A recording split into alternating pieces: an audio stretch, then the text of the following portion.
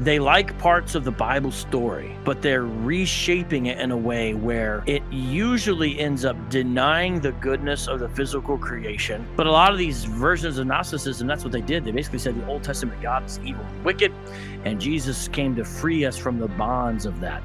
Did Muhammad knowingly take what he knew were Gnostic sources or something like that and put it to the Quran? Sure. Street Apologist Live is the name of the program I do at youtube.com/Vocab Malone. And urban apologetics is the specialty. So I do a lot of stuff dealing with urban cults and alternative spiritualities that rise up in the city with a focus and emphasis on polemics and helping people come out of the cult known as Hebrew Israelism, sometimes called the Black Israelites. Today, we're going to talk about Gnosticism and its influence on Islam, or at least its influence on some of the alleged revelation in Islam. So why don't you give a quick background about Gnosticism? What do we mean by it? And then we'll dive right into your presentation. Yeah, so when we talk about Gnosticism, we're talking about the early competition to Christianity. Now, you and I, we read the New Testament. We don't really see a Gnostic problem just yet. You see little traces I'll talk about briefly. You mainly see the elements of Judaizing and the problems of trying to, force Gentiles to essentially become Jewish as if they're still under the old covenant. And you have issues related to that. Of course, in the Gospels itself, you have issues related to the Sabbath. Then you get into the book of Acts, you start to have some different problems. Then you read Galatians, and, these are challenges based upon the context they're in and what's happening. You see a little bit of Gnostic stuff, it appears, probably in 1 John. In the epistle of 1 John, he seems to go out of his way to emphasize that Jesus Christ came in the flesh, and indeed says those who say otherwise are Antichrist. That relates to a Gnostic tendency called Docetism. And this is something that we actually were able to learn about in seminary, and had some great times learning about some of these early heresies and why they were a challenge to the church. And one of the main reasons they were a challenge to the church, Al-Fadi, these early Gnostic heresies, is because they appealed to kind of Greek cultural sensibilities where people were influenced by something called Neoplatonism. And basically, here's what it boils down to. They like parts of the Bible story, but they're reshaping it in a way where it usually ends up denying the goodness of the physical creation. That's really the key. And make salvation about some enlightenment via secret knowledge, which is really kind of a liberation from physical reality more than it is really salvation. And so you don't have, the sons of Christ and the sons of Adam being the main dividing line, as it really is when you look at the gospel story, but it's more like who's an enlightened seeker and who's an idiot. And they thought that they were the enlightened seekers and the regular Christians were the idiots. And what did they do? They basically retold tales of Jesus and the disciples in their image, meaning they would apply Gnostic principles to new stories that they were crafting and creating that would have Jesus be the main character a lot of times, sometimes Mary, different people, usually Jesus, and he would be basically a Gnostic teacher now. He's saying the stuff they believe, and this is a secret wisdom he's divulging to the disciples. Now, all these books were written after the disciples were all dead. And so, they are clearly forgeries, pseudepigrapha, and they're clearly derivative of the Gospels. What I mean by that is a lot of them take place in between the 40-day window after the resurrection, before the ascension. Well, if that's the setting of the time, what's that tell you? The Gospels have already laid out the framework there. They're trying to plop down Gnosticism into a gap where there's less information given. And that's why sometimes they get into infancy narratives or stories about Jesus's childhood. Why do they do that there? It's another place where they can put stuff in there because they view it as sort of a box remaining to be filled. And they fill it up with Gnosticism instead of a Hebraic Christian worldview. Because obviously, if you're going to have Genesis, you can't have evil, matter being evil, because God created it all. But a lot of these versions of Gnosticism, that's what they did. They basically said the Old Testament God is evil and wicked, and Jesus came to free us from the bonds of that. Now, there's varieties in Gnosticism. So when I say this, we're talking about most versions have some of this. There's more and there's less. For example, the Gospel of Thomas is a little less Gnostic than some of the later ones, such as, the hypostasis of the archons or the Gospel of Judas, which are way Gnostic, whereas Thomas is mildly Gnostic. But it was a real problem because it appealed to people's elitism too. You want to be part of the secret club, right? We got the knowledge, bro. And so it made them look better, and the regular old Christians look like dummies. But guys like Irenaeus, Tertullian, and whatnot, they fought against this with pen, and truth won out at the end of the day. Truth won out. Progressive scholars will try to tell you out body it's all about who had power or something, but no, it has to do more simply with who had who really was presenting a true case. And when your whole system is based upon forgeries, or you're willing to just invent new documents, well, you're not going to win if the Christians care about those documents. But here's the thing, Al-Fadi. Years later, somehow some of these stories circulated within Muhammad's earshot, and he ended up putting them in the Quran. That's right. That's right. Especially, for instance, from the infancy gospel, or the something about the birth of Christ when he spoke in the cradle, or even the Gospel of Thomas and the creation of birds and breathing life into them. But anyway, I don't want to jump ahead of myself here. So you have a presentation for us, and I would like really to turn it over to you, and I will begin to interact with you, and we'll see. I'll keep an eye also on any comments or questions that might be important to address. Are you going to be keeping an eye on the live chat? Yes.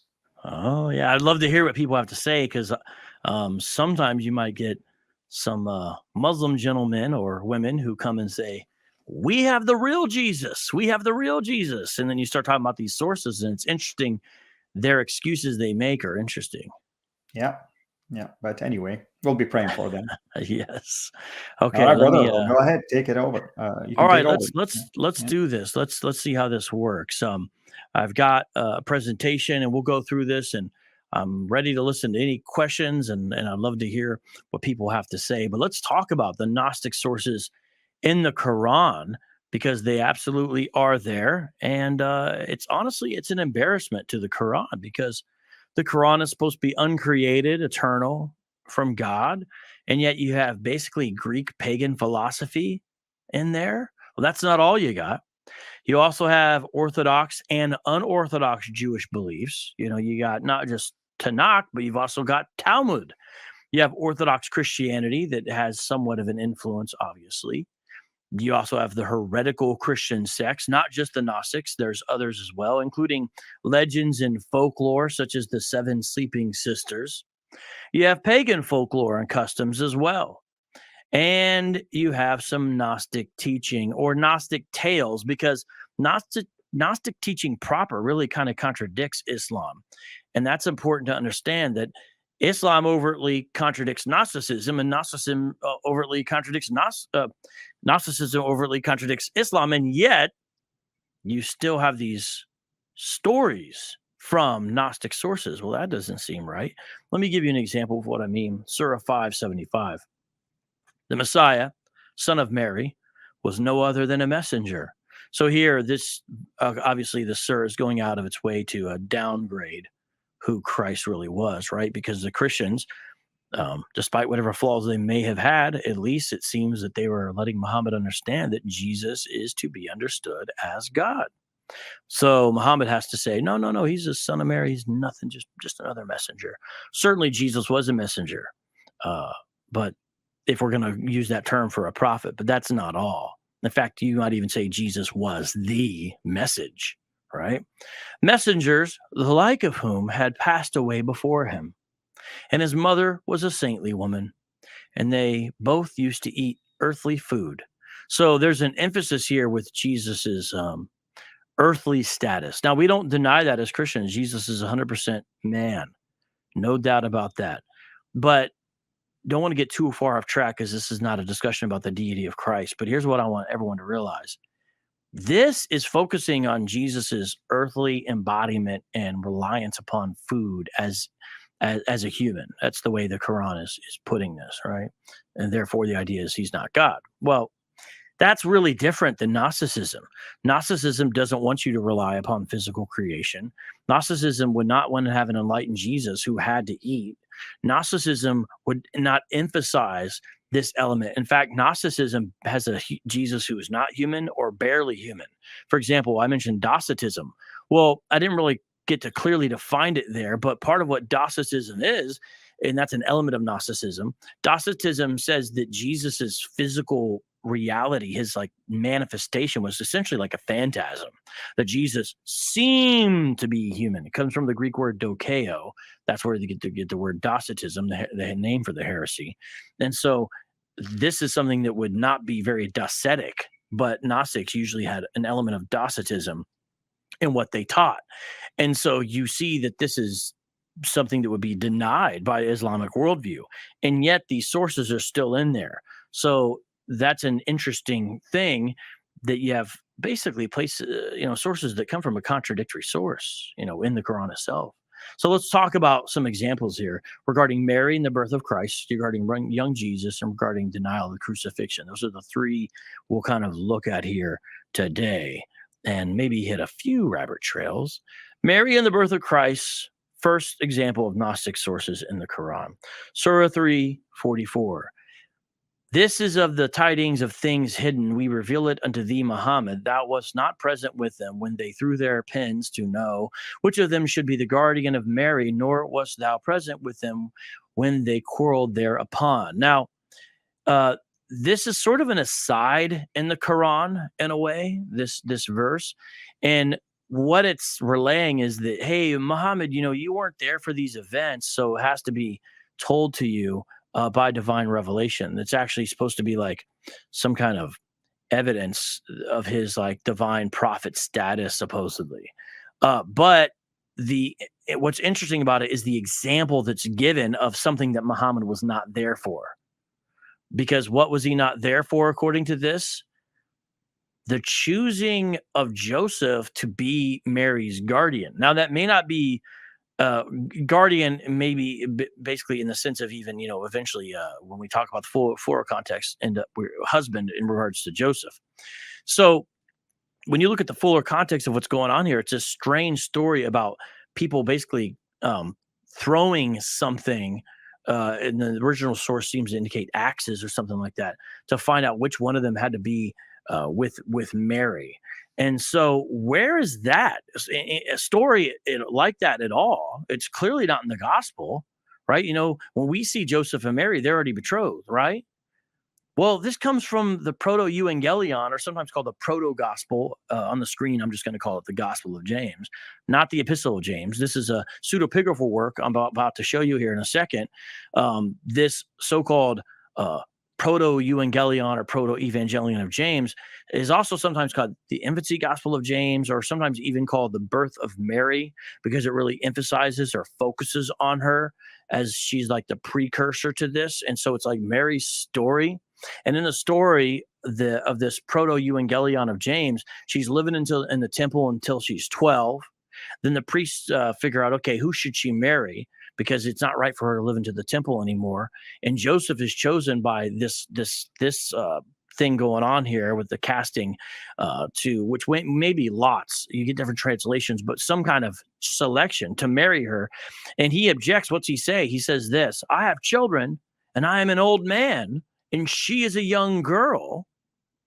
I am afraid lest I become a laughingstock to the sons of Israel. So what you have in the background to this is this proto-gospel of James. And you've got Joseph saying, I don't really want to marry. I'm older. She's younger. By the way, Al-Fadi, since this proto-gospel of James has this fallacious story of Joseph saying he's older and she's younger, maybe that's why Muhammad liked it. That is true. That is true. He was like, I can relate to that, except, he's not objecting. It's he's all for it. I just wonder if that's what's going on there. I don't know. But so supposedly Joseph says this, and then the priest tells Joseph, hey man, you better do this thing. You've been selected by God. You're going to get judged. So Joseph, out of fear, links up with Mary. but never touches her because he supposedly has kids from a previous marriage. So this work is the first work to insist that Mary was a perpetual virgin. And believe it or not, sometimes the Eastern Orthodox and the Roman Catholics appeal to this proto-gospel of James to talk about this. Because this Joseph has no intention of having any kind of relation physically with Mary. It's just a legal thing. And so that's what you get. Now, this is something that most scholars recognize is written around the mid-2nd century. Now, let's take a look at actually what it says with this in the background. And this is probably, maybe I'll say the least clear out of all of them because it's sort of a complicated little tale. But nonetheless, it's important to know this. So this is from the Gospel of James, or the proto. It's usually called the proto-evangelion. I always say evangelion because I'm thinking of the Greek, but this is from that chapter 9. Joseph, throwing away his axe, went out to meet them. When they had assembled, they went away to the high priest, taking with them their rods, and he, taking the rods of all of them, entered into the temple and prayed. And having ended the prayer, he took the rods and came out. Okay, there, I fixed it a little bit. There we go. And gave them to them, but there was no sign in them. And Joseph took his rod last, and behold, a dove came out of the rod and flew upon Joseph's head. And the priest said to Joseph, thou hast been chosen by lot to take in thy keeping the virgin of the Lord. Now, this is what that's referring to. And there's an article at Answering Islam where he shows all the similarities. He actually goes into great detail in this article that talks about this. It's at Answering Islam. It's called Surah Miriam, the Curse of the Apocrypha by Masood Mashiin. I'm not sure how to pronounce the name. I apologize. But it's quite a detailed article and goes into much further depth and shows this, and I think does a great job. And so that's the background to Surah 344, because clearly, again, it's not biblical. And for those who would like to see that article, there is the resource I just mentioned, and I would encourage you to take a look at that. A lot more there to that. And so that's kind of the most minor one. Let's get into some of the others. You guys ready to get into some of the others? I'm sure they are. Okay. This one right here is probably the one, if anybody knows something, it's most likely this is the one they know. Young Jesus making clay birds. Second category of examples of Gnostic sources in the Quran. Young Jesus making the clay birds. This showed up in a movie that recently came out in February of this year called The Book of Clarence. And in the Book of Clarence, they actually have this, okay? And they show this happening, Jesus doing this. And believe it or not, it was even in the movie Young Messiah, which was supposed to be more of a straight retelling of some idea of Jesus's childhood. So let's see what the Infancy Gospel of Thomas, section 2 says, which is clearly the source for this account in the Quran, which we'll read second this time, switching the order. All right, here it goes. Having made some soft clay, he fashioned out of it 12 sparrows. And it was Sabbath when he did these things, and there were also many other children playing with him.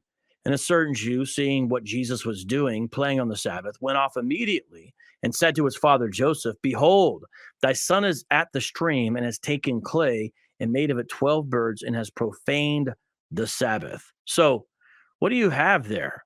Well, if you look at the Infancy Gospel of Thomas here, section 2, it's funny in a way because it's child Jesus, right? Making birds, but he's doing it on a Sabbath. So even little Jesus, even when he's younger there, right, he's still having Sabbath problems with people who are, more legalist than he is, apparently. And so he makes these clay pigeons, and then they, eventually they are going to run off in this story. So let's take a look at that next part. Infancy Gospel of Thomas. Joseph, coming to the place and seeing, cried out to him, saying, wherefore dost thou on the Sabbath what is not lawful to do? And Jesus clapped his hand and cried out to the sparrows and said to them, off you go. And the sparrows flew and went off crying. I wish they were doves so we could make a Prince reference there, when doves cry. But I guess for now we'll just have to make it when sparrows fly or when sparrows cry or something. Anyways, and the Jews seeing this were amazed, and they went away and reported to their chief men what they had seen Jesus doing. Now, a couple problems with this from the Infancy Gospel of Thomas. First of all, this sounds like a miracle. And I remember reading in John that the first sign was what he did at the wedding at Cana, turning the water into wine, you know? And so you say, well, it sounds like a miracle. You got, youth Jesus doing over here, according to this. But this is the kind of nonsense that's in here. Because notice here what you have happening. This is a purposeless miracle, it appears. You know what I mean? He was like in trouble making clay pigeons on the Sabbath. And then instead of just being done or stopping, he claps his hand and has them fly away. Well, who does this benefit?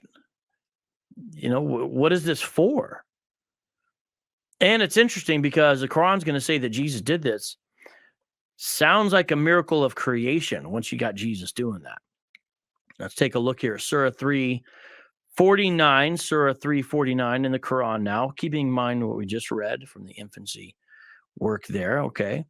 And make him a messenger to the children of Israel, who will say, indeed, I have come to you with a sign from your Lord, and that I design for you from clay that which is like the form of a bird, and then I breathe into it, and it becomes a bird by permission of Allah.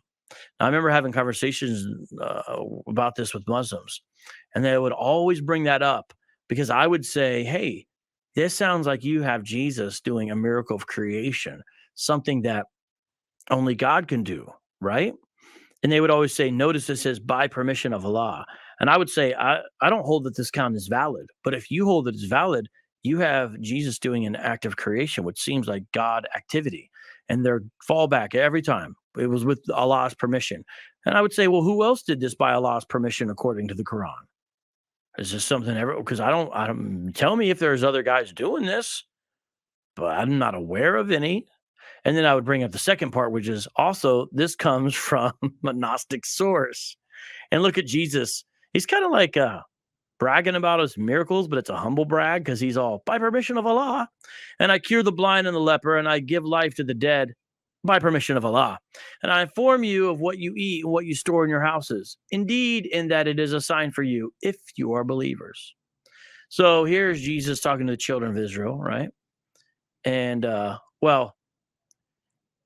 it's actually, it looks like it's when I'm saying, I'm taking a shortcut.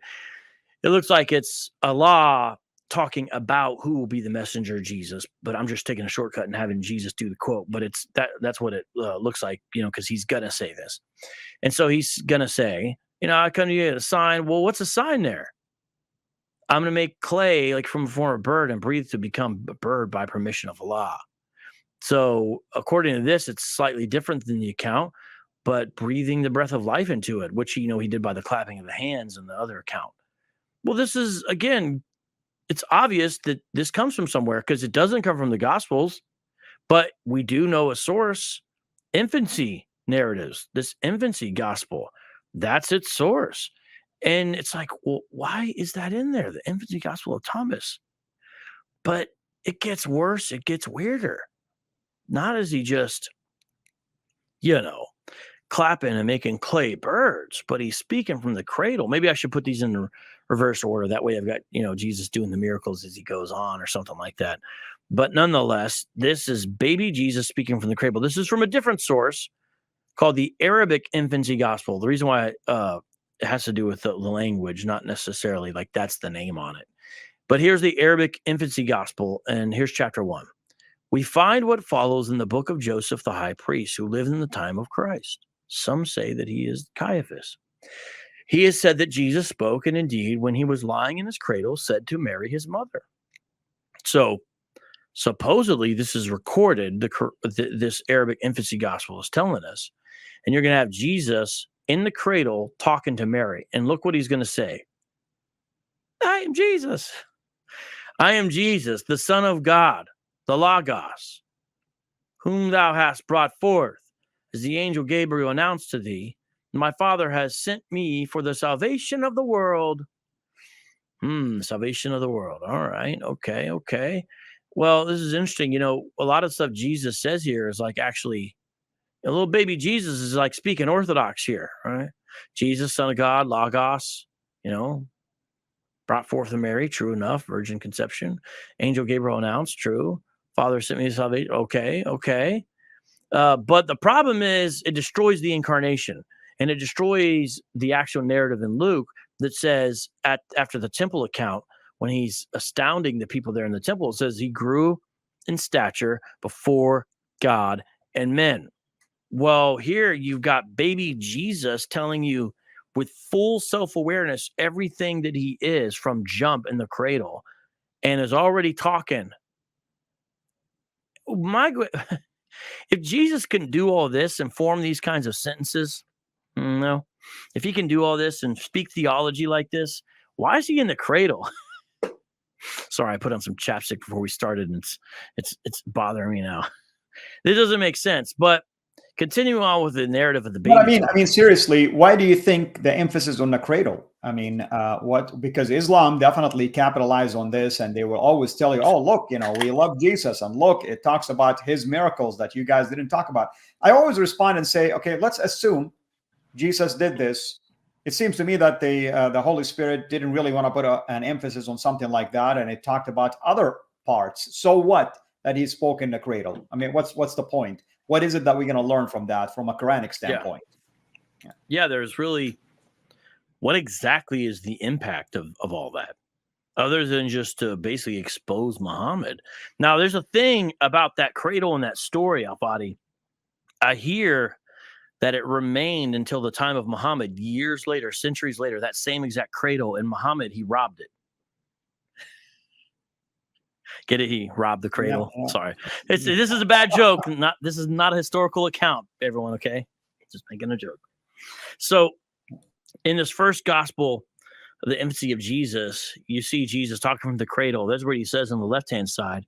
Now look at CIRA 346, what it says. He shall preach to men in his cradle and in the prime of manhood, and shall lead a righteous life. So this is a little kind of overview of Jesus's life. Now, some translations of the Quran don't say prime of manhood. They indicate that he's elderly. So the contrast there is, young and old. But that's problematic if he's taken up somehow at the age of 30. He's not living an older life. And so other translations will say prime of manhood there. So this is like basically a prophecy about Jesus's ministry. He's going to be preaching to people in the cradle. Well, it's a fuller account given in Surah 19. Let's take a look at this here. And Al-Fadi, I don't know if you could come on for a second, because I just can't pass this first line up. I know it's a little bit of rabbit trail, but Surah 19 starts off with the address to Mary saying, "O sister of Aaron." Yeah. What's the problem with that? Is there a problem there? Of course. I mean, there's so many articles written about this, especially in Answering Islam. And simply put is this: the Quran made a colossal mistake claiming that Mary, and that's Mary, the mother of Jesus, in Arabic it's Maryam, is the same Maryam who happened to be the sister of Moses and Aaron, and that's 1300 years earlier. Now, of course, I love it when the scholars of Islam try their best to explain it away and say, no, she's from the lineage of that Mary, or lineage of Moses and Aaron. But no, it would say daughter of, not sister of. I mean, everybody knows. I mean, you can say, hey, Vocab, son of Abraham.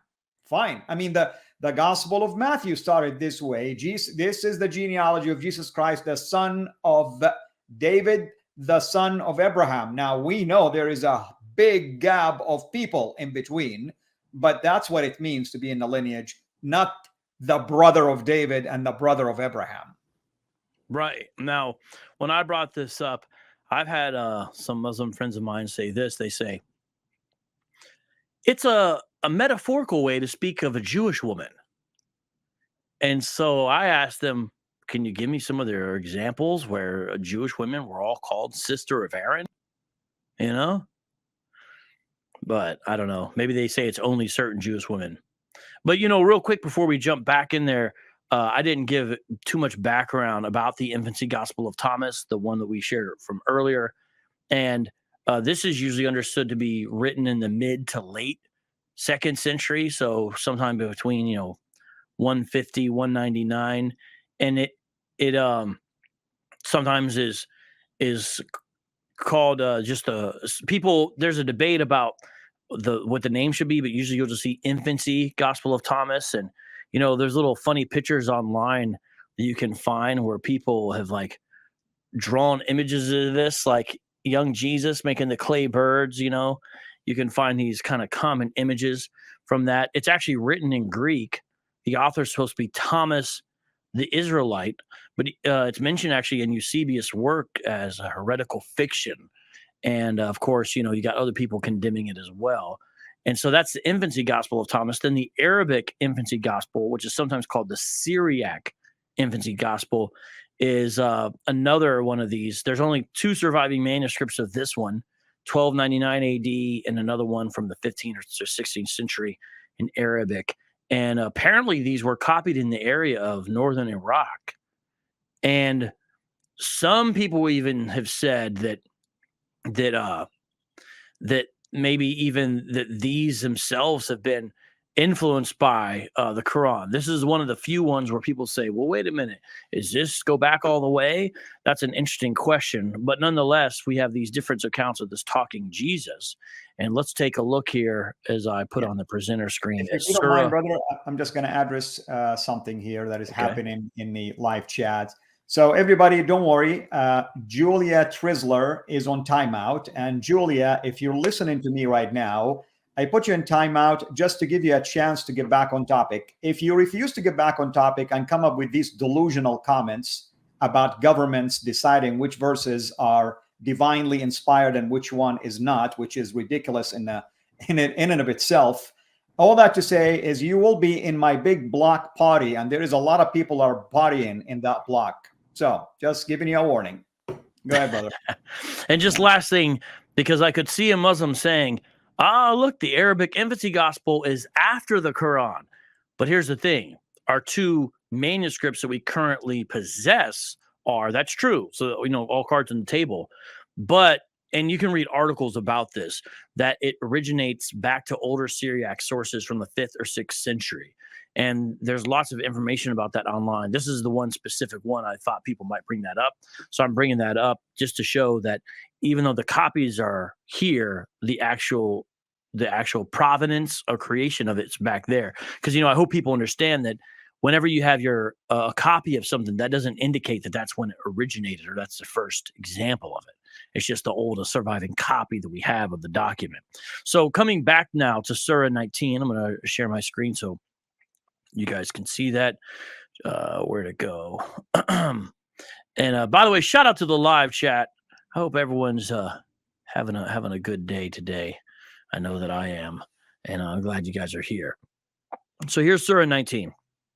O sister of Aaron. So this is them being concerned about Mary being pregnant. So here's what they say to her. Thy father was not a wicked man, nor was thy mother a harlot. And, since it's a sister of Aaron, maybe they should also say, and your brother Moses was a good guy too. Sorry, I got some jokes here today, right? Then she pointed to him.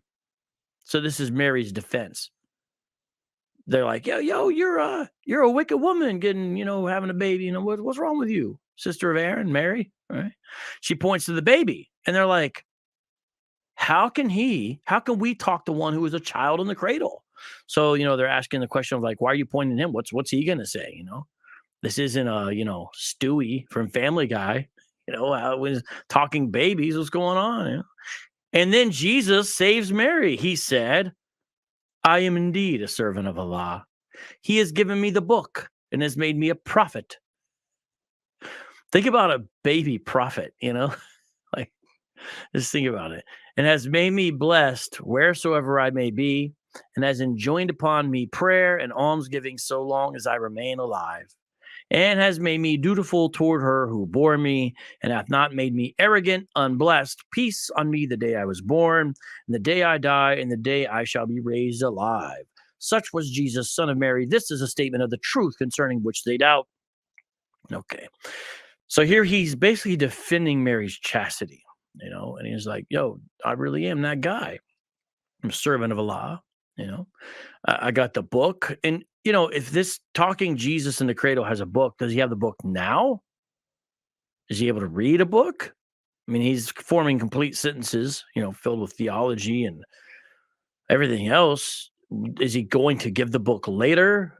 Does he have the book on him? Was he born with the book? Is he going to write the book? What is going on here? And has made me a prophet. Okay, yes, of course, Jesus is a prophet, but I don't think it's proper to think of him operating in his prophetic ministry from the cradle. He's doing something different, taking naps, But this says he's blessed wherever he goes. He's enjoined upon me prayer, almsgiving, so long as I remain alive. Made me dutiful toward her who bore me, hath not made me arrogant, unblessed. Peace on me the day I was born and the day I die. Wait a minute. Yeah. And by the way, I can comment on the book one, by the way. Let me come back again. Oh, okay, good. I look for things like this and I say, okay, that's great. So the Quran is saying Jesus received the book. Either we're talking about the Injil, the New Testament book, or we're talking about the Old Testament. Either way, the God of Islam have no problem handing him that book. Wait, well, he's going to get it handed to him, or? Yeah, well, of course, the Muslims think about the book dropped from heaven, man. But I mean, what do they actually think? Do they think Jesus is saying he's going to speak the Injil and people are going to write it, or he wrote it? Like, I don't actually know what they say. He has a book, man, and he gave it to somebody, and that somebody screwed up big time, So that's what's going on. Yeah, it's like a relay race. The first runner is way ahead of the others. And yeah, exactly. And they just drop it. That guy who ruins it for the team, Jesus handed it off to the Yeah, and then Allah waited 600 years to fix that problem because he's slow in running. He didn't catch up with the guy. He's like, I'll get around to it eventually. I'll get to it. Yeah, this speech of baby Jesus in Surah 19 obviously has another problematic passage because it says, upon the day I die. Yeah, of course. That's a whole different story, bro. Keep going. Well, that's one of the next ones we're going to get into, but I just want to draw that to everyone's attention. It says, peace on me the day I was born. Okay, he was born even according to the Quran. We got that. Okay. And the day I die, well, I don't know if he died according to the Quran, or did he? What's going on? And the day I shall be raised alive.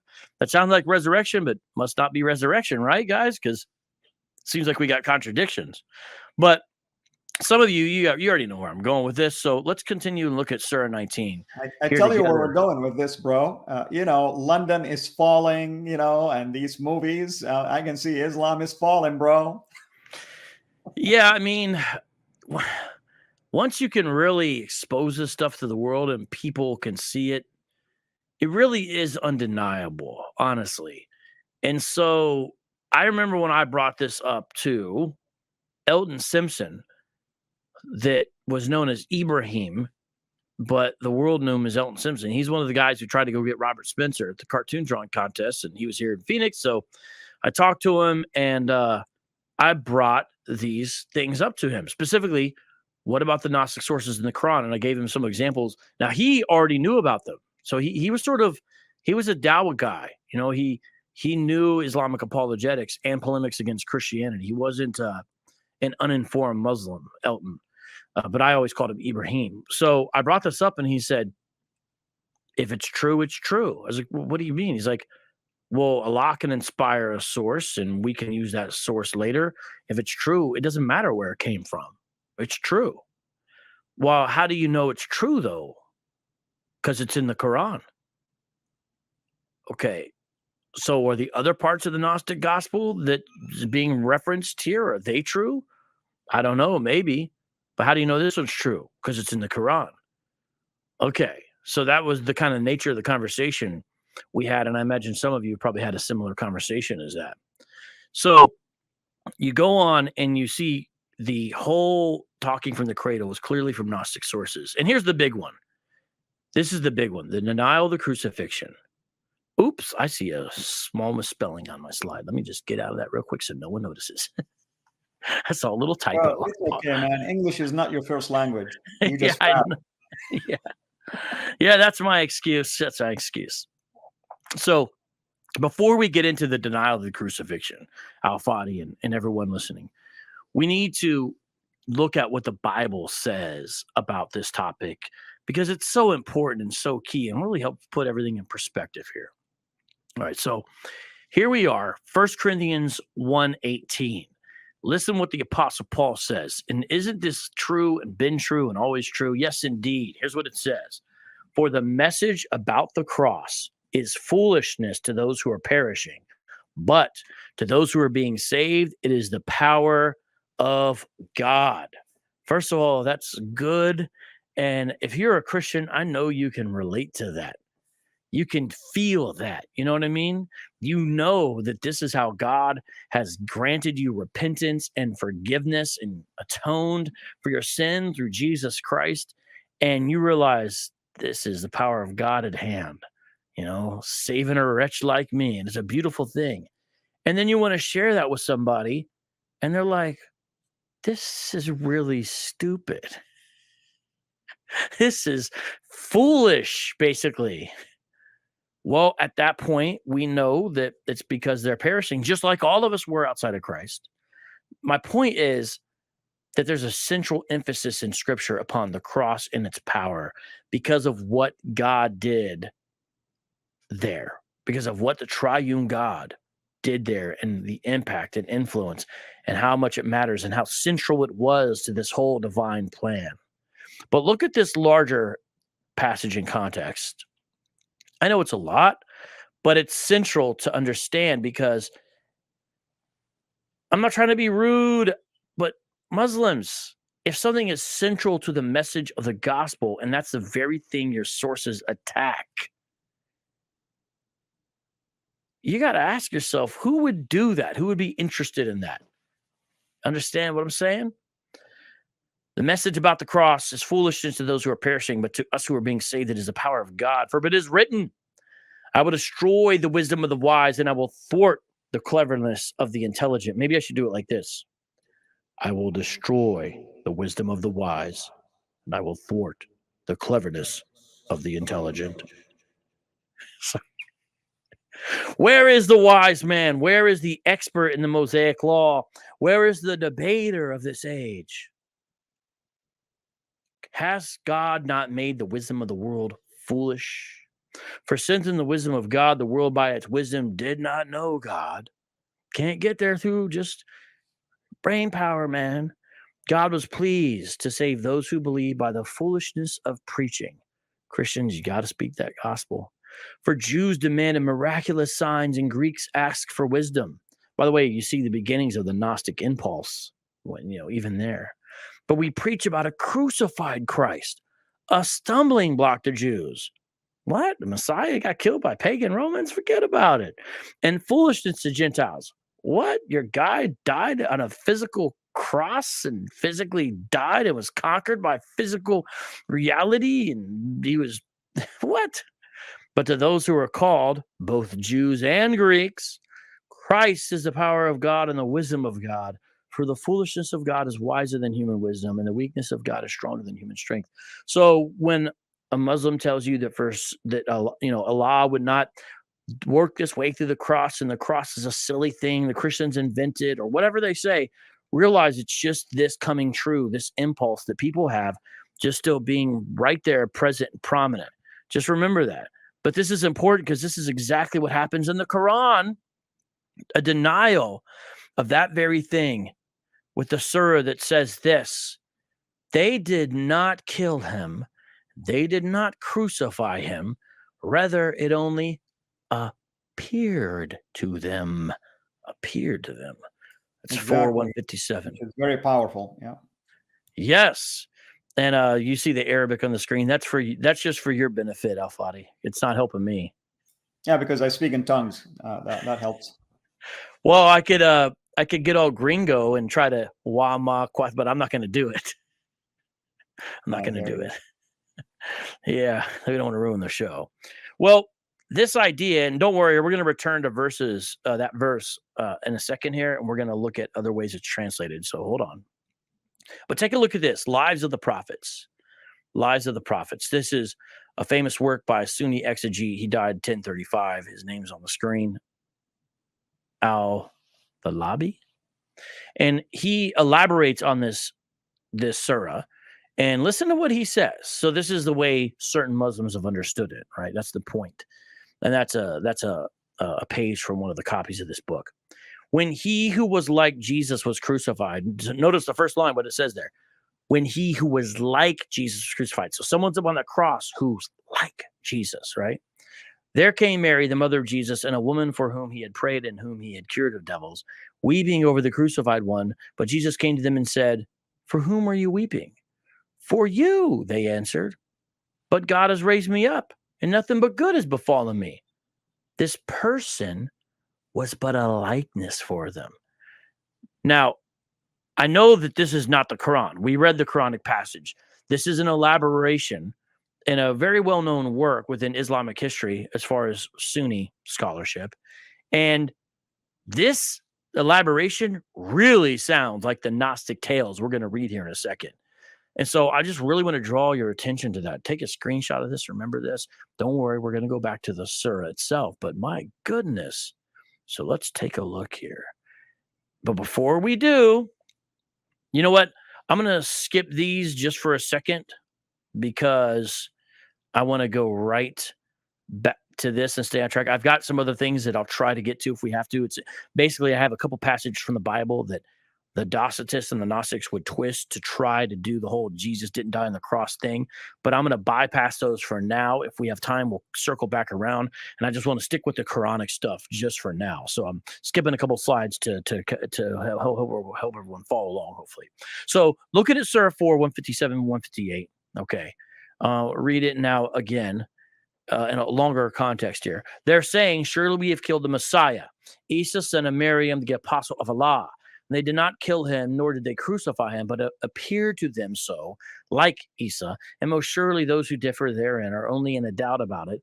They have no knowledge respecting it, but only follow conjecture. And they killed him not for sure. Nay, Allah took him up to himself, and Allah is mighty wise." Now, one thing I find interesting about this is they're like, in this translation, which is basically the essence of the passage, does say, "Oh yeah, they're just conjecturing. They don't really know. They don't really know, but I know. Let me tell you what really happened. He didn't die, But it's funny because then when you actually ask a Muslim, okay, who was on that cross? And guess what? It's all conjecture. One guy says Judas, another guy says Simon, someone says one of the guards got switched up in there, someone else says only God knows. You even have small sects of that got Jesus going to India, all kinds of wild stuff. But it's like, this is the conjecture is a result of this passage within Islamic history. The conjecture is on your guys' side. All the Christians are saying Jesus died on the cross. The Romans were saying Jesus died on the cross. The Greeks who were aware said Jesus died on the cross, including their historians who wrote about it after. And the enemies of Jesus back then and now were saying Jesus died on the cross. Historians now, even today, guys like Bart Ehrman, Jesus died on the cross. The conjecture is on your guys' side, Let's just call it like it is. I want to look at another translation, Halali Khan, because he kind of gets, he amplifies it a little bit here to understand this passage here. And because of their saying and boast, we killed Messiah, Isa, Jesus, son of Maryam, Mary, the messenger of Allah, but they killed him not, nor crucified him. But the resemblance of Isa, Jesus, was put over another man, and they killed that man. And those who differ therein are full of doubts. They have no certain knowledge. They follow nothing but conjecture. For surely they killed him not, i.e., Isa, Jesus, son of Mary, Maryam. But Allah raised him, Isa, Jesus, up with his body and soul unto himself, and he is in the heavens. And Allah is ever powerful, all wise. Now, let's find out the way this has been translated throughout Quranic translations. And let's compare some translations here. The ones on the top are non-Muslim scholars. The one on the bottom are Muslim scholars, okay? And let's take a look at these. So, Sale, but he was represented by one in his likeness. Bell, but he was counterfeited for them. Arbery, only a likeness of that was shown to them. Jones, but it was made to seem so to them. And then now we're in Islamic or Muslim translations. Ali, but the matter was made dubious to them. That's Maulvi Muhammad Ali. This next one is Yusuf Ali. But so it was made to appear to them.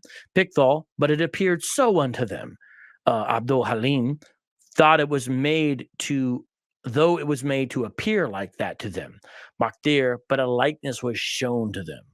So when you compare the translations, you get an idea of the way it's dealt with or handled. And it seems to me to be pretty much the same idea. Well, the question is, where did that idea come from? Well, remember I mentioned earlier Christian apologists writing against Docetic and Gnostic ideas way back in the day, 180s, 150s. Well, here we got Irenaeus against heresies, book 1, chapter 24, section 4. What does he say? This is regarding Basilides, who died around 120. So he's writing about a heresy that was prior to him. And now Irenaeus is going to describe this particular Gnostic teacher's idea. Listen to this. Guys, this is going back to the 2nd century of Christianity, okay? Now, let's take a look at this. He did not himself suffer death, but Simon, a certain man of Cyrene, being compelled, bore the cross in his stead. So they're teaching Simon of Cyrene didn't just carry the cross, he ended up on there. So that this latter being transfigured by him, that he might be thought to be Jesus. Now, let me try something I've never done before. Al-Fadi, I've been working on this thing where while I'm live on another channel, I can do something. I don't know if it'll work because like I said, I've never tried it before. We're just going to try this, see if this will work. Because when I see Simon being described as transfigured, here's what it makes me think of. Did it work? It did for me. You heard it? Did you recognize that sound? Well, it's a movie, isn't it? Yeah, that's the transforming sound. Yeah, the Transformers, exactly. Yeah, yes. Yeah. Autobots roll out. So that's why we love vocab. So that's what I'm thinking of. They got Simon transforming into Jesus, that he might be thought to be Jesus, was crucified through ignorance and error, while Jesus himself received the form of Simon. So this is Freaky Friday. This is literally Freaky Friday. You guys understand? I guess we could even say Freaky Good Friday. And standing by, laughed at them. So Jesus is looking over at Simon the Transformer, and he's like, he's laughing at. This is what the Gnostics taught. Jesus is laughing. Basically, he's laughing at their ignorance. That's the idea there. For since he was in incorporeal power and the nous mind of the unborn Father, he, hold on, transfigured himself as he pleased, and thus ascended to him who had sent him, deriding them, inasmuch as he could not be laid hold of, and was invisible to all. So Jesus is laughing while this poor guy is on the cross. So instead of Jesus dying for your sin, Simon is dying for Jesus? This is messed up, not to mention deceptive, but this is what he taught. But the Father, without birth and without name, perceiving that they would be destroyed, sent his own first begotten nous, he it is who is called Christ, to bestow deliverance on them that believe in him from the power of those who made the world. Notice, according to this Gnostic teacher that Irenaeus is describing, what do you need deliverance from? From the power of those who made the world. And this is usually in most Gnostic schemas guarded by something called the archons. The archons are kind of like mini bosses of physical reality. Or maybe you might say they're Agent Smiths trying to keep you in the matrix. He appeared then on earth as a man to the nations of these powers and wrought miracles, wherefore he did not himself suffer death. So notice, Irenaeus describing a teacher back in 120 AD, Basilides, who taught the exact same thing that entered into Gnostic sources. But exactly. And that's very important, by the way. Let me come back again so people can see me and not hear me. It's extremely important. What Vocab is doing here is an amazing research. I saw some people are saying that somehow, because our brother Lloyd DeYoung is talking about the same thing, that somehow Vocab is mimicking that. No, everybody's doing their own research. What? I mean, I'm not supposed to do our research just because Vocab did the research on this? I mean, just a silly argument. But all that to say, the more the better, actually, the more the merrier. So the reason why this is extremely important, and even if we add that others like Lloyd DeYoung, whom I respect and I work with also, have uncovered things like this, it proves a very simple fact. Islam is a copy and paste religion, period. Yeah, and it's kind of like, to the Muslims, we hate to break it to you, but don't you see it? Just drop the book. Like there's an old school 90s thing that guys who thought they were cool would say when they're trying to get the girl, and they would say, drop that zero and get with the hero. Well, we say that to you, drop that zero, get with the hero. But by the hero, we mean the Bible, the scripture, the word of God, Jesus, not the Quran. But yeah, I've seen some of Lloyd's stuff, and he does great work. He kind of specializes in on YouTube, and I've seen some good stuff as far as that. But this has been around, you know what I'm saying? Like, this is something that has been recognized prior. And in fact, there's charges of plagiarism even in the Quran itself. It seems like people of the day recognized this aspect of the Quran. Because in the Quran, it's got people saying, this sounds like some legends and fables you're putting up in there, And we're basically like, yeah, those people were back there. They were right, But there's been stuff written about this. I even have a scholarly book. I don't think it's written by Christian scholars. It's all about crucifixion in the Quran. And they get into some of this, and they do some interesting stuff. Although they try to kind of save Islam in the process. You know what they say? They say, well, actually, it's the opposite of anti-Semitic if you think about it. And we're like, wait, what do you mean? The Quran's not opposite of anti-Semitic. And the scholars sometimes of this variety will say, well, because it's taking the blame off of killing Jesus away from the Jews. Now, a full reading of the Bible should understand that ultimately, it's God's own choice about why the crucifixion happened. In Acts 2 and Acts 4 say it was predetermined by his hand and his plan. And of course, Pilate's the one who signed the order, and Romans are the ones who invented or perfected crucifixion and actually enacted it. So, to blame one group is silly, but nonetheless, it's a funny thing that they say. They'll sometimes say it's actually the opposite of anti-Semitic because it takes away the blame from the Jewish people. But even in this context, you have the whole point is to say, oh, you Jews are bragging about killing Jesus, but you were wrong. So I don't know. That doesn't seem like the opposite of anti-Semitic to me. But anyways, returning back to this, and I do say the more the merrier. Carm, they've got a great article on this that I'm going to share later. I'm going to point people to, and there's some other good resources out there about this. But now I don't just want to show Irenaeus talking about this. I want to show the second treatise of Great Seth, another Gnostic work, where it actually has it in the words of the Gnostic source itself. So this is not Irenaeus talking about it. This is actually a Gnostic writing itself. Here's what it says. I was not afflicted at all, yet I did not die in solid reality, but in what appears, in order that I not be put to shame by them. Another, their father, was the one who drank the gall and the vinegar. It was not I. Another was the one who lifted up the cross on his shoulder, who was Simon. So notice how Irenaeus got it exactly right about some of these Gnostic sects. Who did he say they taught was up on the cross? Simon. And what does the second treatise of Great Seth say? Simon. Another was the one on whom they put the crown of thorns. But I was rejoicing in the height over all the riches of the archons and the offspring of their error and their conceit.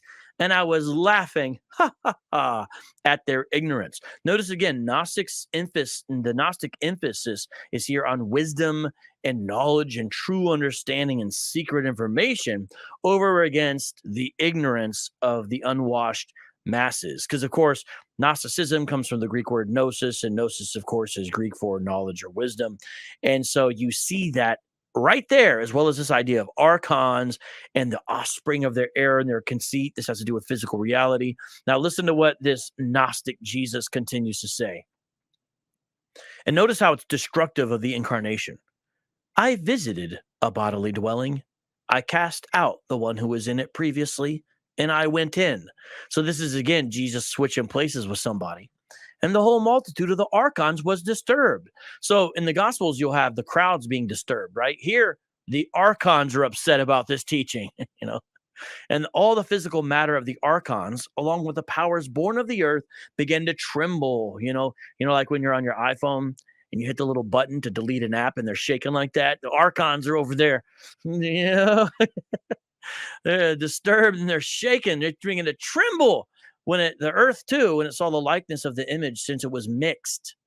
And I was the one who was in it, not resembling the one who was in it previously. So since Jesus inhabited this other, I guess now it's mixed because it's different. Really bizarre. But look at what he continues to say. For he was a worldly man, but I am from above the heavens. So it's almost like War of the Worlds at this point, where they come and like overtake the body of the host, and there's elements of the host left, but it's this kind of mixed form and sometimes manifest more alien-like. He was a worldly man, but I'm from above the heavens. My goodness. I did not refuse them on the one hand, and I became the Christ. This is what the second treatise of Great Seth says. Now, when you read Dan Brown's The Da Vinci Code or see the major motion picture, which came out 20 years ago now at this point, but if you've seen it, it's not a sloucher of a movie in the sense of it's got Tom Hanks in it. I don't remember everybody else, but the guy that played Magneto was in there too, and they're in this movie, and you hear things like the Professor T being saying, well, there was 80 gospels and this 4 made the cut because it was the ones people had the power. And these other gospels, they portrayed a more human Jesus. And then you actually read it. This is not a more human Jesus. And these other gospels are not gospels. And they're way after the fact. No wonder they didn't make the cut. Just don't let them lie to you about these Gnostic gospels. And the shame is some of this stuff would have been forgotten in a sense, but now some of these myths are perpetuated because the Quran goes around and teaches Jesus Christ was not crucified. A real shame. Now let's take a look at the Coptic Apocalypse of Peter, which is in Coptic. That's why it's sometimes called the Coptic Apocalypse of Peter. And as our Egyptian brothers will point out, this is like the original language of the Egyptians because it wasn't no Arabic. How do you know Islam is an imperialistic, colonializing religion? Because in Egypt, they speak Arabic now. I'm just saying, bro. The Coptic Apocalypse of Peter. This is circulated circa 180 AD, circulated in Arabia during the time of Muhammad and Syriac. There's actually a picture of the Coptic Apocalypse of Peter. And, to those who know Greek, you're like, well, that looks like Greek. Well, that's because it kind of is. It's like basically Egyptian and the Greek characters instead of hieroglyph and all that. Okay, so Coptic Apocalypse Peter. Here we go. I saw him, Jesus, seemingly, there's that docetic tendency, like appears, seemingly being seized by them. And I said, what do I see, O Lord? That it is you yourself whom they take, and that you are grasping me? Or who is this one, glad and laughing on the tree? And is it another one whose feet and hands they are striking? So you got, Peter saying, well, what's going on in here? What am I seeing? Is that really you? Or who's the one laughing? What's going on? And, you get whole sermons and books from this. Specifically, one book I'm thinking of in mind called The Laughing Jesus. And it's about this idea, this concept. These are modern books basically saying like, that's the right Jesus or something like that. The Savior said to me, he whom you saw on the tree, glad and laughing, this is the living Jesus.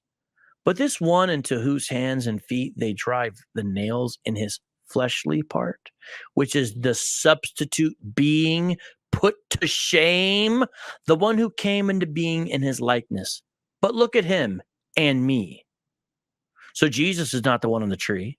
He's not the one whose flesh is being pounded and who's being, put under great duress and experiencing pain. It's not him. It's this substitute. And Jesus is over there laughing about it. Look at this, these fools. I mean, what kind of Jesus is this, man? Well, Coptic Apocalypse of Peter continues and says, But I, when I had looked, said, Lord, no one is looking at you. Let us flee this place. But he said to me, I have told you, leave the blind alone.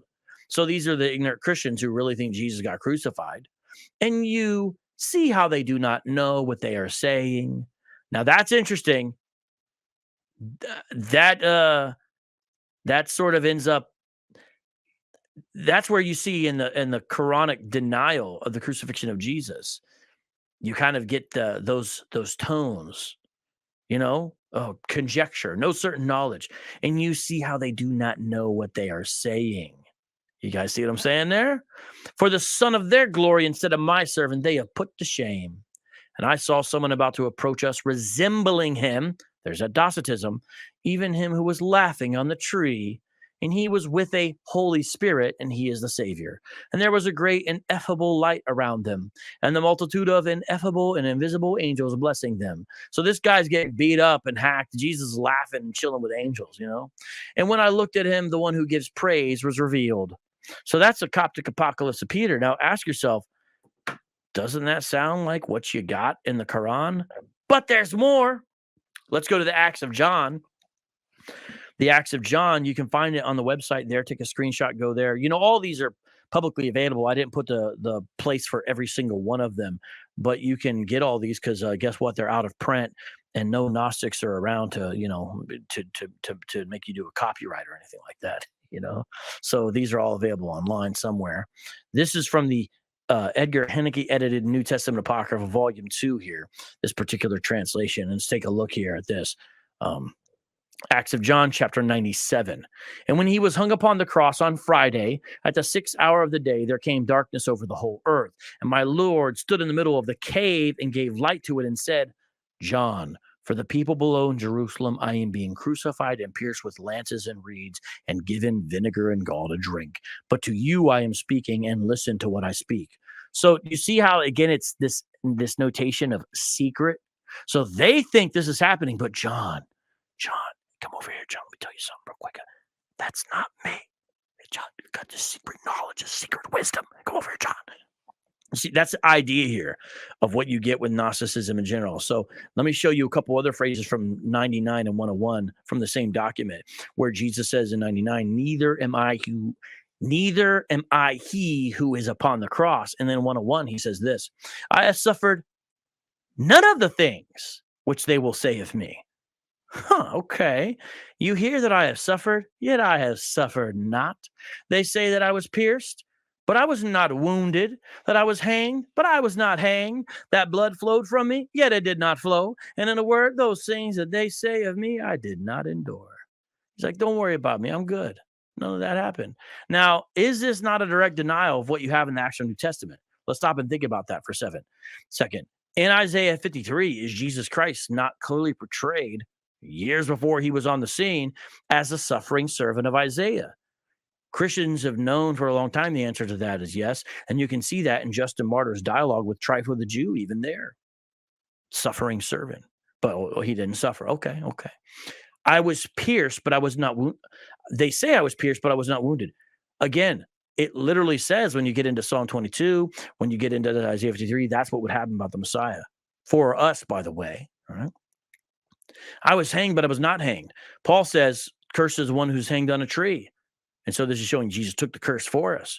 But they just deny that. No, Jesus is portrayed as denying that that's him in these Gnostic works. That blood flow from me, that's exactly what John, who was an eyewitness, said he saw in the account in John and wrote about it later, I believe, in 1 John, the epistle that went along with the gospel. Yet here it's denied. In a word, those things that they say of me, I did not endure.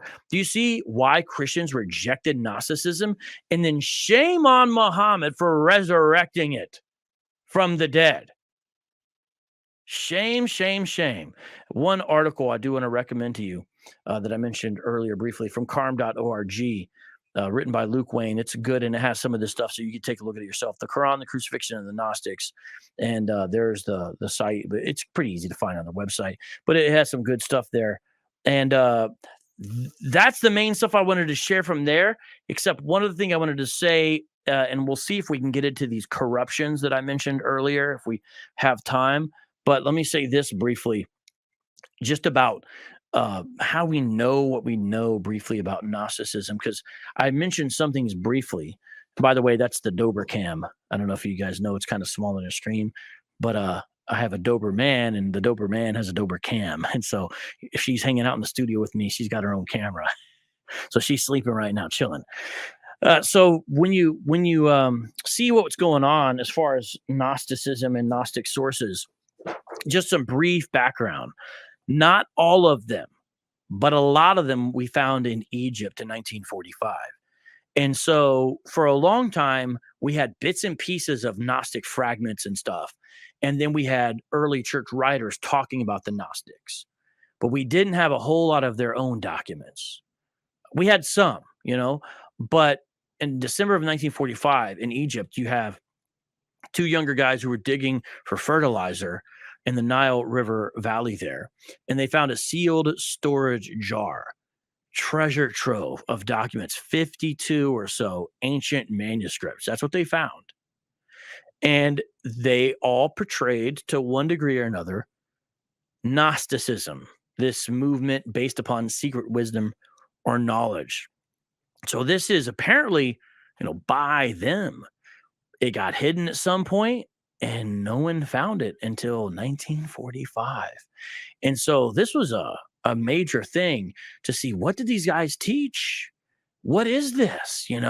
Sometimes these are works that we only have one copy of, And when you look through them, you get some of the more prominent ones are Secret Book of James, the Gospel of Thomas, the Book of Thomas, and the Secret Book of John. And here's an example. You can get modern scholastic translations. This is by Marvin Meyer, The Secret Teachings of Jesus, 4 Gnostic Gospels. The most common or prominent one, just a second, let me grab it, is probably an edition that looks like this. If people have seen it, they may have seen this. This is a standard collection, Nag Hammadi Scriptures, because that's the place it's found at there. And it says all the ones that they found there at that time. This is published by Harper One.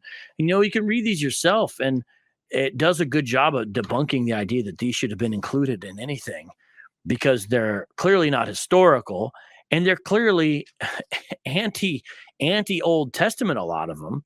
And they have names like 3 forms of first thought. That's really what the interpretation of knowledge. Here's a good one. Excerpt from the Perfect Discourse. Exegesis on the Soul. The Holy Book of the Great Invisible Spirit. The Wisdom of Jesus Christ. The Acts of Peter and the 12 Apostles. And my favorite title of all is simply just one called Thunder. That's just the name of it. Thunder. And whenever I see that, I always think of thunder, thunder, Thundercats, ho! And that's the end of the presentation as far as that. I don't know if we got questions or some more stuff we want to talk about. I feel like I've been neglecting you, and I feel bad for that, Al-Fadi, because you're the man when it comes to this stuff. I need to hear what you have to say. Are you here? Hello? All right, brother. So no worries. I mean, I wanted people to benefit from all of that, because it is, like I stated earlier, it's clear that there has been a lot of adoption of these extra biblical material into the Quran. The fact that the Quran acknowledges that Jesus, for instance, spoke from the cradle, that he created from mud birds or sparrows and breathed life into it, which is a whole different discussion, by the way, because the Quran acknowledges that only Allah can create and give life. But that will be for another discussion. I mean, things like this should really make our Muslim friends who have been watching things like that in the past or watch this show ask themselves this question: how can Allah miss the boat completely and be willing to adopt from writings that are not even acknowledged to be biblical, been rejected by the church historically, and they were written even after the time of Christ by a long time? Yeah, I mean, you have a situation where these are clearly forgeries. For example, you have the Gospel of Philip, and I think it's usually given a date of 250. Well, Philip was obviously dead by then. It's not written by Philip. There's 1 or 2 scholars that try to make a case that one of these is actually the document that's hypothetical called Q. For example, I don't know if he still promotes it, but there is a older prominent, he's older now, prominent scholar at one point that basically tried to say that Thomas, the Gospel of Thomas, was actually the Q source. Now, this gets into some technical New Testament scholarship stuff.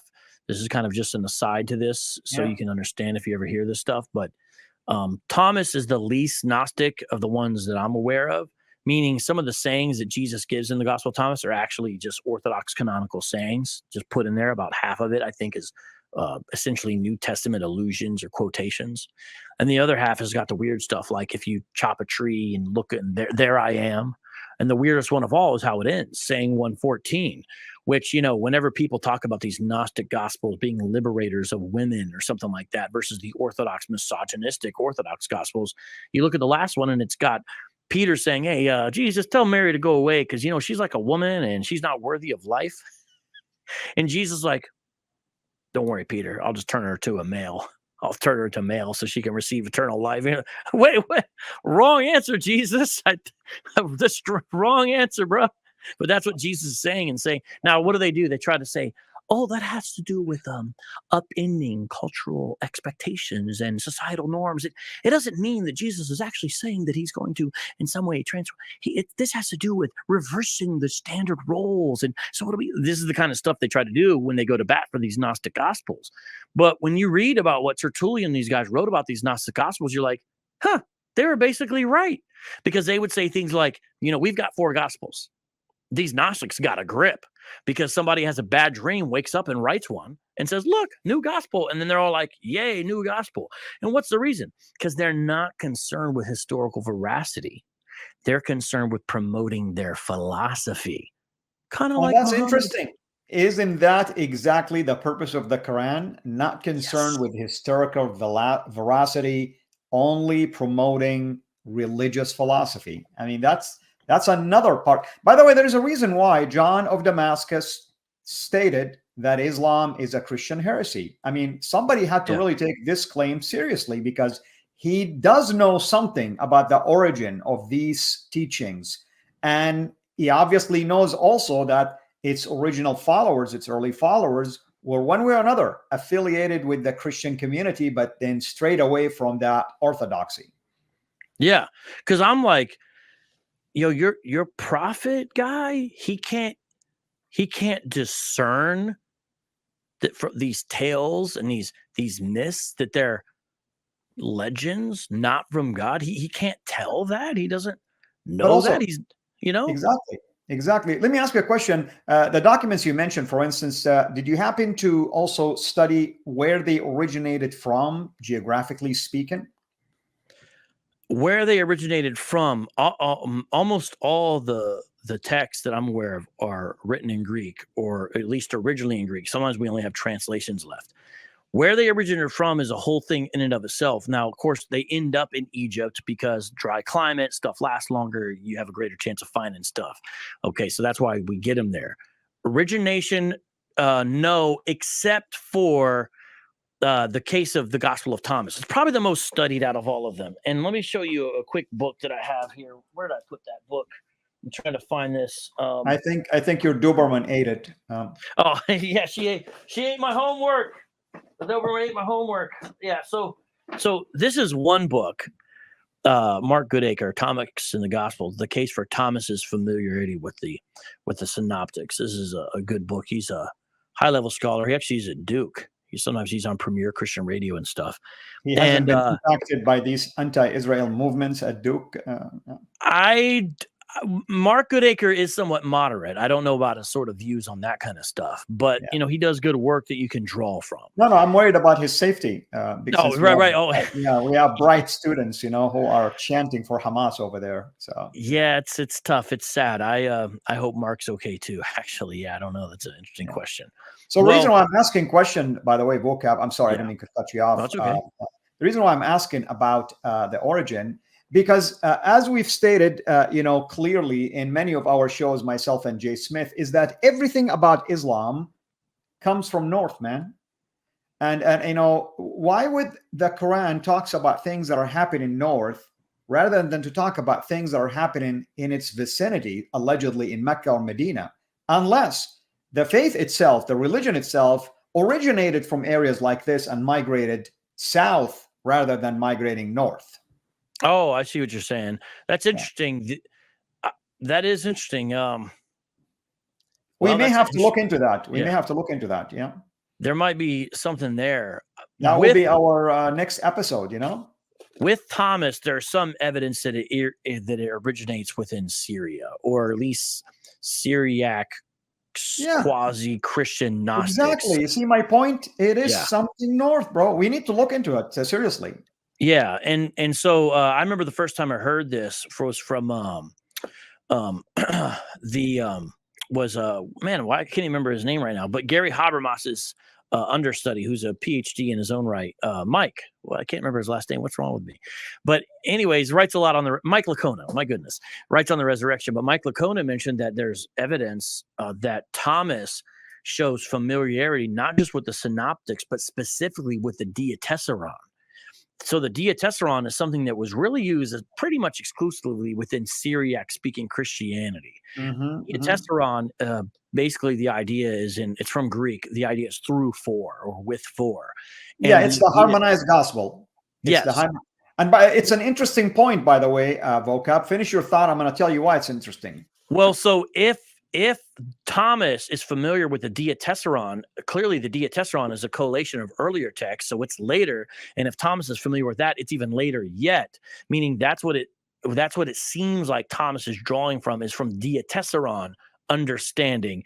So that makes it Syriac, and it makes it late, because you'll see a lot of scholars try to put Thomas as early as possible, but there's indications it's not as early as sometimes they want it to be. But go ahead.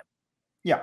So just explaining what the diatessaron to everybody, it's taken the four gospels and putting them in one book as if it's a harmonized story. You read like the gospel as one gospel now, and it contains almost 70 to 80%, give or take, from the gospels. The reason why this is interesting, by the way, because there is this also theory out there that it is quite possible that when the Quran talks about the Injil in a singular, it's talking about the diatessaron. Oh, that actually makes sense. I've never thought about that or heard that before. That actually would make a lot of sense. Yeah. By the way, I want to highlight just a super chat. Thank you, Dennis. And your question is about Sufism. Now, I can tell you, I'll tell you briefly what Sufism is, and then hopefully, Vocab, you can add if you have anything else. Sufism, by the way, is what we call mystical Islam. That's pretty much what it is. It's almost a form of mysticism. It has asceticism to it, basically suffering. And they're known also as the desert, basically, priest, if you wish. Technically speaking, they're people that believe that you have to purify yourself to gain more knowledge about God, to the point that you are very familiar with God, and maybe even God will dwell in you. And that's the whole idea. And they follow leaders, walis, basically, and they have orders that they belong to.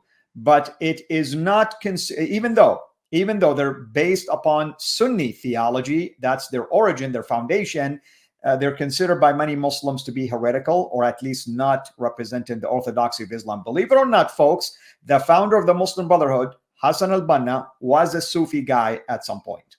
What? Yeah.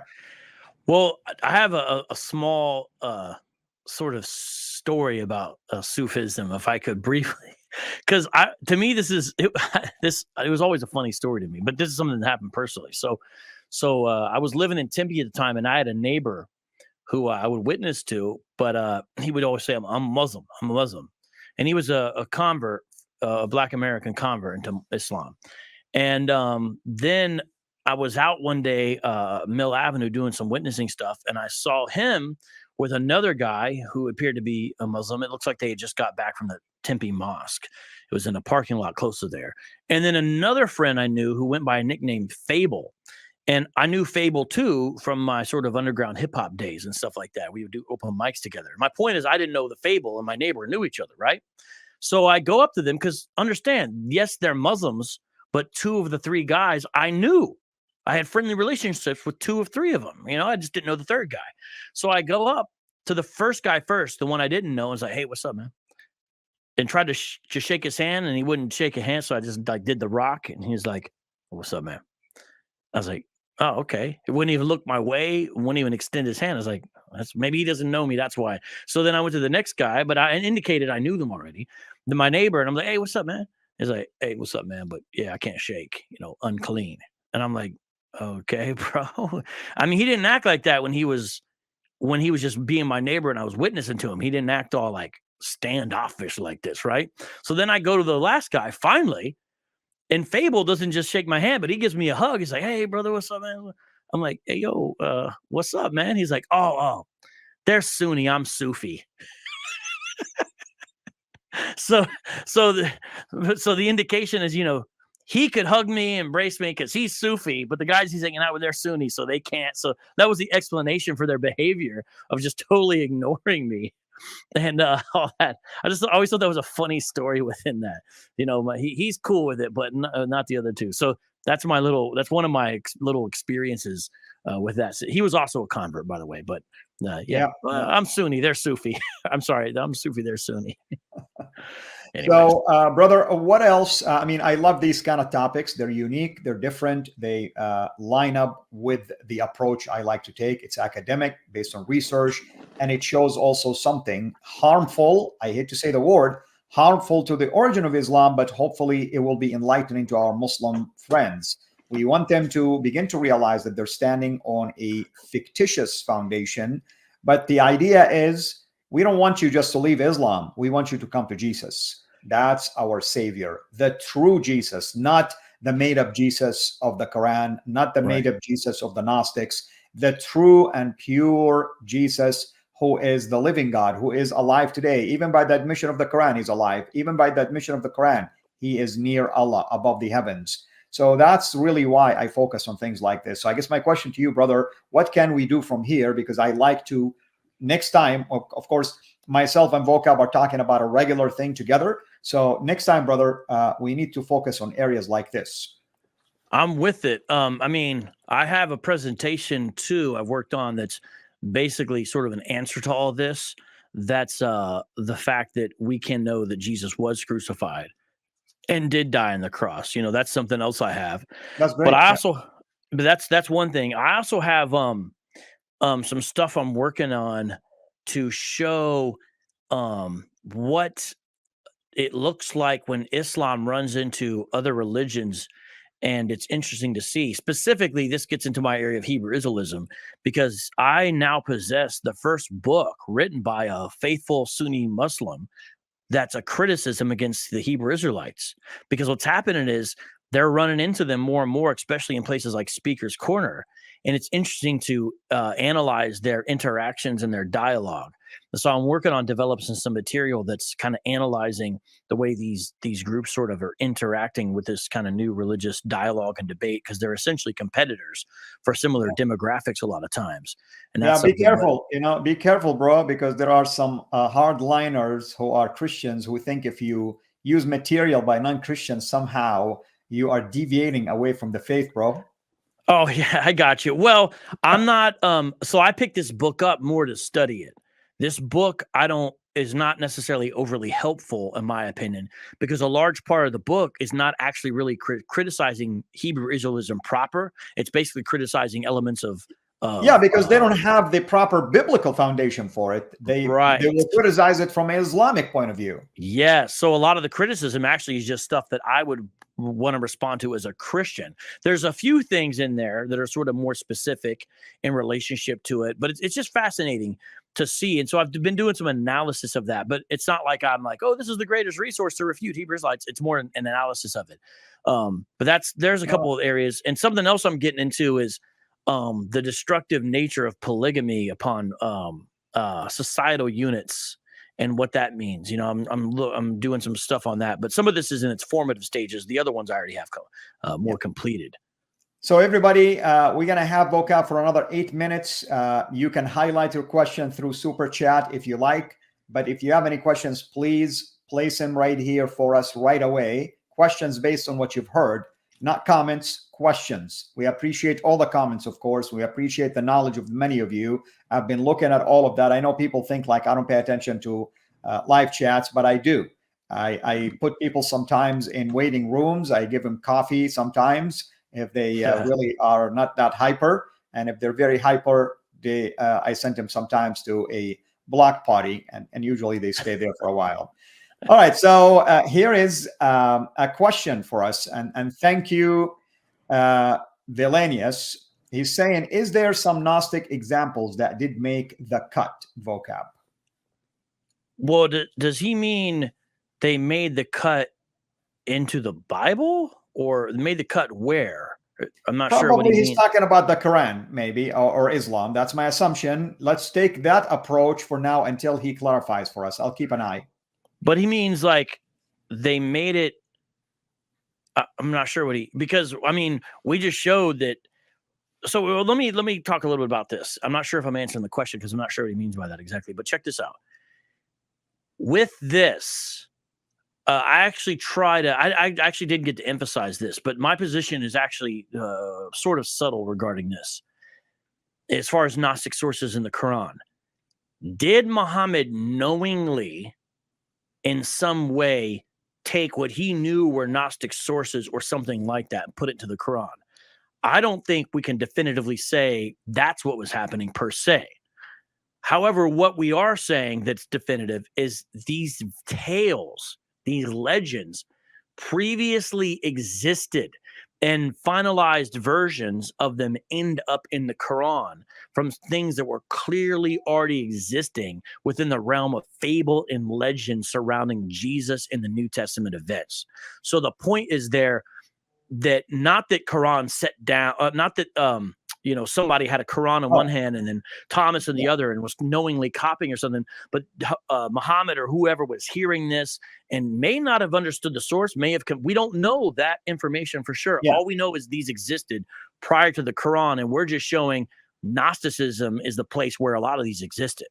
He's asking, actually verified typo, he meant any powerful, basically, teaching by the Gnostics that powerful is my word, that did not make the cut into the Quran or Islam. We know about the ones that did, but are there things like that about Jesus or maybe other things?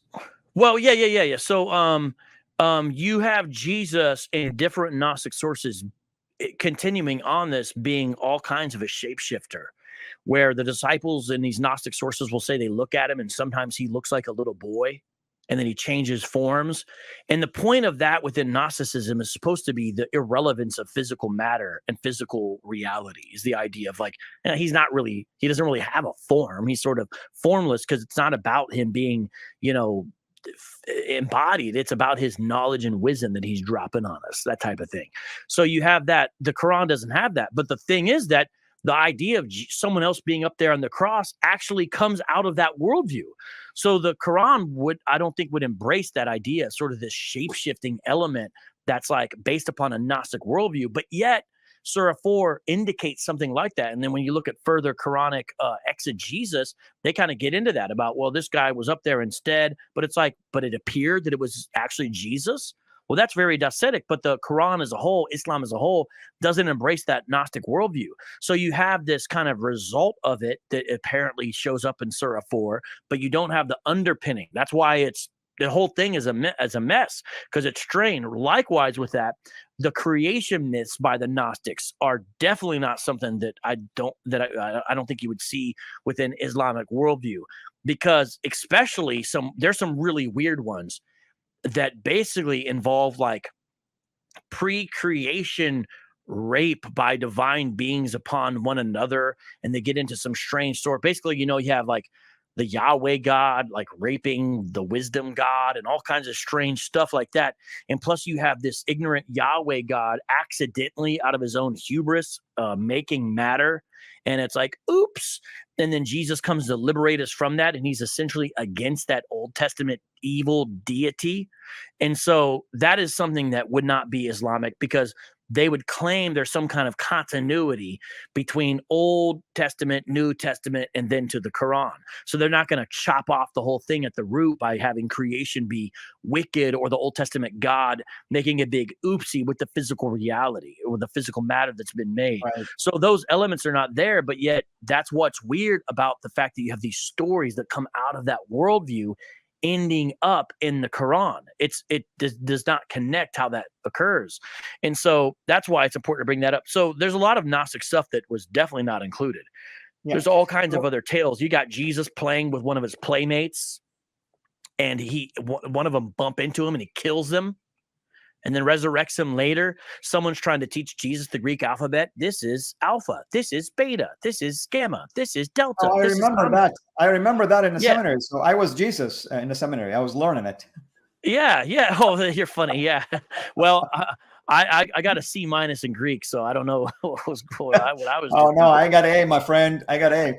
So there's a question by Tom Taylor. Where does the stuff about the child Jesus killing people that mocked him come from? Do we know where this originated from? I mean, like, where did they borrow it from? The Gnostics, I should say. Oh, well, okay. So the idea that it had to come from somewhere else, I don't think we could say, that's the case. But Jesus killing kids and cursing kids and giving kids leprosy, which he does he makes not really leprosy, but he makes one child wither up into a corpse. That's all in the infancy Gospel of Thomas. Where it came from, though, so I don't necessarily hold that had to come from anywhere per se. What it seems to be is this: the Gnostic impulse, again, is to not really care about the historical veracity of what they're saying, but it's to promote certain things. And some of it seems inherently designed to confuse you. Like when you read some of the Gnostic literature, it seems purposefully contradictory, almost like, a teacher in a kung fu movie who tells you to like stand on a foot and hold a plant in the other hand, and he'll come back in 10 hours and you tell him what you learned. And then he tells you something nonsensical that has nothing to do with, these kind of, some of it's almost designed of sort of that unlocking of like, what's thought as to be common sense and common knowledge or wisdom. So you are thinking outside the box. Some of the Gnostic literature has that kind of tone or ring to it, kind of almost like anti-logical in a sense. And so where those stories came from, I don't know of any evidence that those came from somewhere prior to that. And actually, hold on just a second. There's a debate about this. So in general, mainstream scholars have pushed the idea that there was a pre-Christian Gnosticism, and that maybe even the Bible itself was actually influenced by Gnosticism, and the Gnostics in some cases were recovering a truer form of Christianity or something like that. Edwin Yamauchi, I think, has shown that that's not true. He has a book called Pre-Christian Gnosticism, A Survey of the Proposed Evidences. And in this book, which has been republished by Whitfin Stock, he shows that, first of all, a lot of these are too late to be before the New Testament, these pre-Christian Gnostic sources. And a lot of them are actually not clearly Gnostic in and of themselves. And so this is actually a problem in older commentaries on the New Testament, Al-Fadi. When you get some of these older commentaries in the New Testament, you'll find they keep on saying this was against the Gnostic heresy.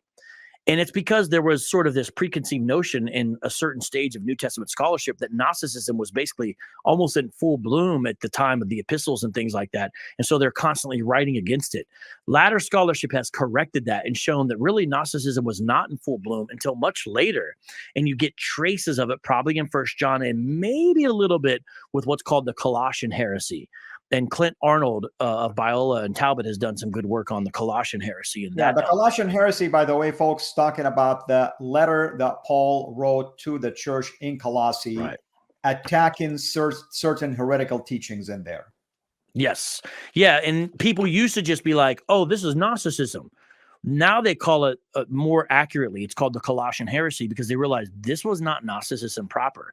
It has these other elements to it that this. When you read about what apparently they were teaching or believing there, it seems sort of unique, like perhaps localized flavor, but it's not proper just to call it. It had to do with Jesus and his divinity and his authority. Yes.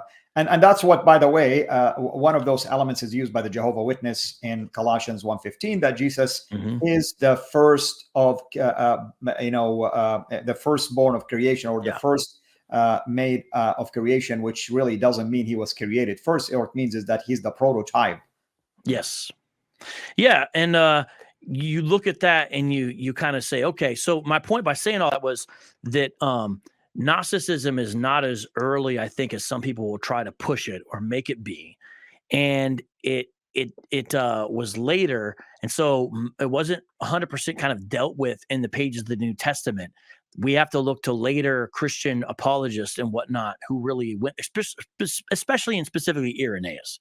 To me, he kind of did the final takedown of Gnosticism, Mhm. and really kind of just exposed it for what it was, and really put it to bed. But even earlier, Ignatius, 106 or so, he was writing things that clearly were designed to go against the Gnostic impulse, where he talked about the very physical reality of Jesus and the incarnation and things like that. And he's clearly writing against it. And you realize when you read Dan Brown or watch the Da Vinci Code or things like that that pop up on PBS or whatever every year around resurrection time, you realize that there's a lot of basically propaganda in some of this New Testament scholarship, and we got to challenge the presuppositions that are there. And there's been some great Christians who have done some great work with this idea. So Gnosticism is an interesting thing, and it's really variegated because they didn't really agree on a lot, the Gnostics themselves, because they're popping out gospels left and right. They've got different teachers. Oh, this Valentinus, and there's different versions of Gnosticism. And so there's a lot going on there. Some because they had the low view of the physical body, said, therefore you can be a libertine, do whatever, it doesn't matter. Others said, no, be an aesthetic because you've got to deny the physical body. You see what I'm saying? They would go different places with the practical sort of living in regards to a Gnostic light.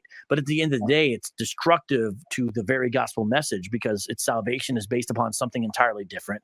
It's detached from the Old Testament. It denies the importance and reality of the cross, and it's totally, completely ahistorical. And yet Muhammad, or whoever's in charge at that point of the Quranic development, picks up these myths and legends and throws them in there seemingly for no purpose, because I don't really see what they really accomplish within the Quranic. Unless that whomever wrote him comes from that Christian background and trying to influence that particular teaching among the Christian communities. I mean, that's just a hypothesis. That's just a theory that worth examining. Now, brother, you're welcome to stay for another 5 minutes, but you said you needed to leave for some reason. Yeah. Yes, I do. And I apologize for that. I hope we can. No apology needed. I'm just concerned about your timing because maybe you're not paying attention to time. That's all. Yeah. I looked at it a few minutes ago and I was like, oh, we got plenty of time. And I looked at it again. I'm like, oh, I better leave. Yeah. So Al-Fadi, thank you so much for having me on. It's a beautiful blessing to see your ministry expand and grow. I remember when I first saw the YouTube channel of CIRA and things, and and compared to now, it's amazing to see, especially in kind of this environment and everything going on social media, to see you continue to be faithful and expand. And so I'm just glad to be a part of it. I'm glad to see it. So keep it up, and I'm glad you got a faithful audience here. Amen. And you and I will talk about the next episode. And definitely, folks, we will be doing regular shows together here. And before you go, I'm going to just address two quick comments here. Tom Taylor is saying, so Muhammad would surely have run into these Gnostics in Mecca and Medina. We don't think so, Tom. It appears that whomever wrote the Quran maybe ran into them somewhere outside of Mecca and Medina. I'm not aware of the fact that they were there. So that's the going theory, or it could be if the Mecca and Medina thesis is true, then he ran into people who believed in things like this.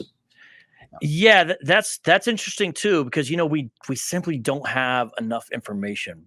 But from what I can tell, and there's always stuff to learn about this, it seems like Gnosticism as a real competitor Christianity had essentially died out by the time Muhammad's on the scene.